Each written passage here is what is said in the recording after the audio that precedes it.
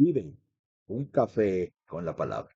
Bienvenidos hoy, martes 2 de julio del 2024, a escudriñar el texto bíblico, reflexionar en su palabra y disfrutar de lo que el Señor tiene para nosotros, para nuestra vida. Sabe, Dios nos habla cada momento. Y hoy escuchémosle en el libro de Filipenses, capítulo 1, versículos 12 y 13. Y quiero que sepáis, hermanos, que las circunstancias en que me habéis visto han redundado en el mayor progreso del Evangelio, de tal manera que mis prisiones por la causa de Cristo se han hecho notorias en toda la guardia pretoria y a todos los demás. El apóstol Pablo, bajo inspiración divina, ha expresado su alabanza a Dios por la comunión de los filipenses en la promoción del Evangelio y ha presentado una petición por ellos. Esto que vivió y que estaba sufriendo era por el progreso del Evangelio.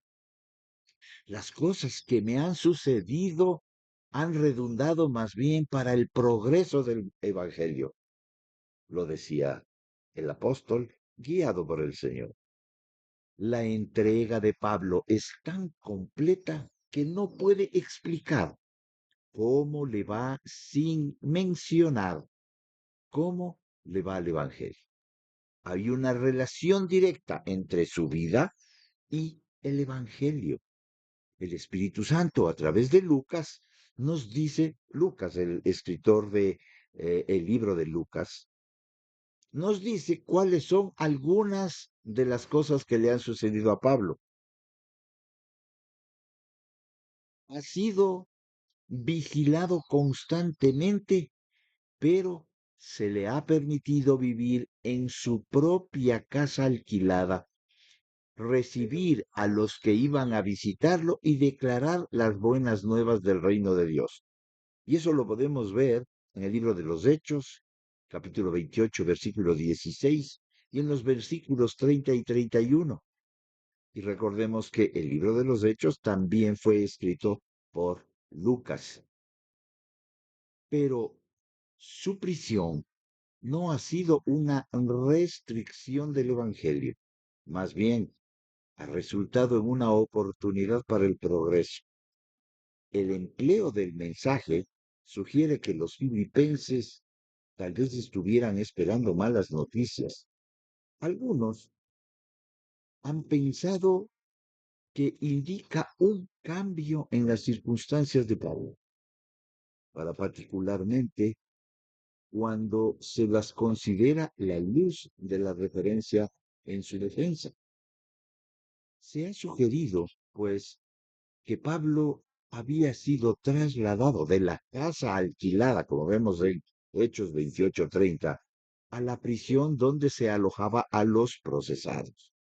Los filipenses, en consecuencia, habrían esperado que esa custodia más estricta significara mayores sufrimientos. De modo que el apóstol elimina la sugestión o ese decir aló, mejor diríamos, pecado tiene. No, aquí había un propósito y lo tiene muy claro el apóstol en su corazón porque Dios le estaba hablando. Progreso se empleaba para describir la preparación de un ejército u otro grupo para la marcha. Viene de Procoptintein, que significa eliminar árboles o eliminar maleza. Las prisiones del apóstol Pablo, pues, en lugar de obstaculizar el progreso del Evangelio, realmente habían servido para eliminar los obstáculos y limpiar toda maleza, toda impureza y acrecentar su propagación. Leemos en 1 Timoteo capítulo 4, versículo 15, en donde la palabra nos dice, Reflexiona sobre estas cosas, dedícate a ellas, para que tu aprovechamiento sea evidente para todos. Este es el supremo anhelo del apóstol, pero diríamos, es el supremo anhelo de nuestro Señor Jesucristo. No importa lo que suceda personalmente con él, con el apóstol, sino el resultado y el propósito cumplido por esos sufrimientos. De tal manera que mis prisiones se han hecho patentes en Cristo en todo el territorio. Lo leemos en el versículo 3.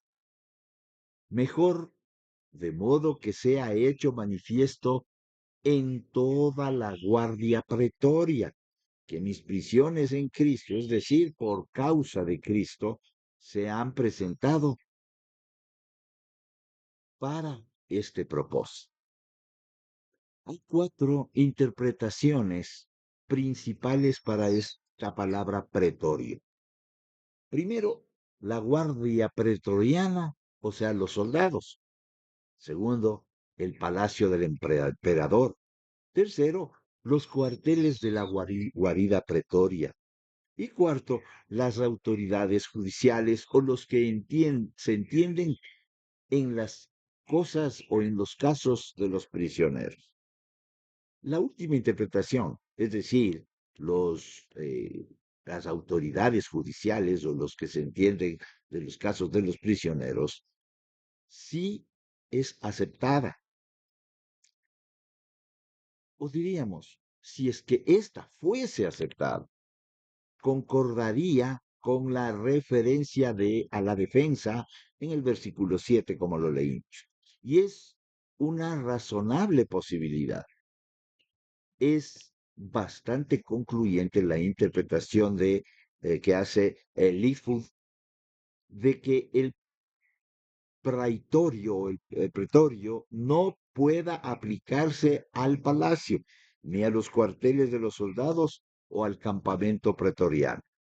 Se refería, en cambio, a un grupo de hombres, una guardia, un cuerpo de soldados, aunque la interpretación como autoridades judiciales no puede ser excluida. La idea de un cuerpo de soldados parece que sería la mejor. Augusto tenía 10.000 de tales hombres, de esos soldados. Esta interpretación es congruente con la declaración de Lucas de que durante un tiempo Pablo habitó en su propia casa alquilada.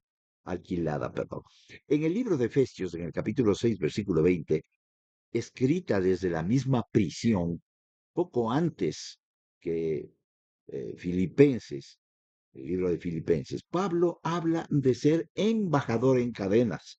Solo podemos leer en Hechos 28:20. Esta es una referencia a la cadena que mantenía juntos al guardia y al prisionero. Con cada cambio de guardia, Pablo tenía una nueva oportunidad para testificar a Cristo. Y aquí vemos la oportunidad y el propósito de sus prisiones para compartir la palabra.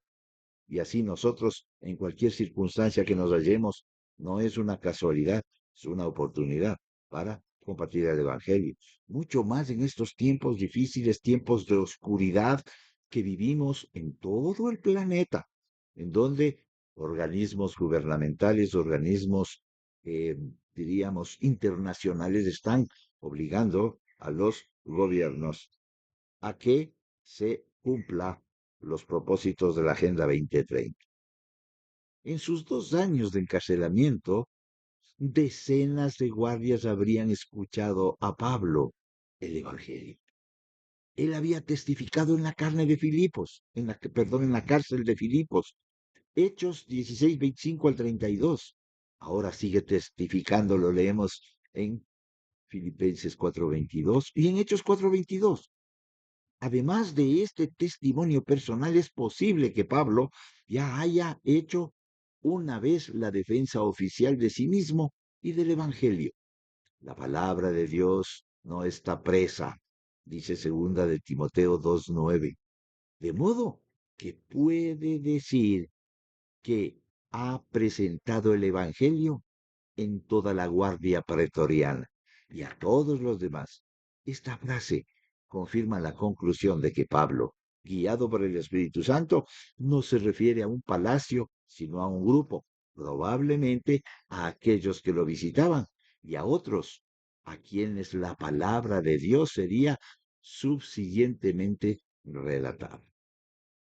Hoy debemos difundir la palabra de Dios. ¿Cómo oponernos a este movimiento de LGTBI que quiere gobernar el mundo? Y es el preámbulo del gobierno del anticristo.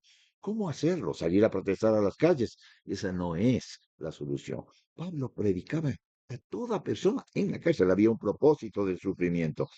¿Cuánto está sufriendo el cuerpo de Cristo hoy en día ante los avatares y el avance de la maldad? ¿Cómo está sufriendo el cuerpo de Cristo? Aun cuando no hay una persecución, como en otros países sí la hay, pero no en la mayoría, hay una libertad de poderse mover. Pero estas imposiciones que están llegando es una forma de persecución a los principios de la iglesia. Hoy no se puede predicar en los parques, en los buses, y hay restricciones. ¿Qué más vendrá? Pero ahí está el levantarnos nosotros en medio de ese sufrimiento con un propósito, compartir la palabra a toda criatura. Ir por todo el mundo y predicar el Evangelio.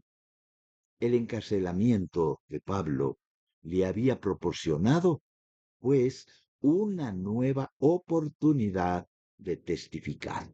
¿No será que hoy el Señor, a través de lo que estamos viviendo en todo el mundo, no será este el tiempo y el propósito de Dios que se predique su palabra por todos los medios, estos medios digitales, presencialmente, a los vecinos, a las familias?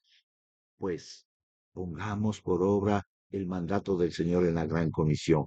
Esta es una premisa que debemos cumplir todos quienes hemos sido salvos por gracia a través del Señor Jesucristo en la cruz y resucitados junto con Él en su resurrección.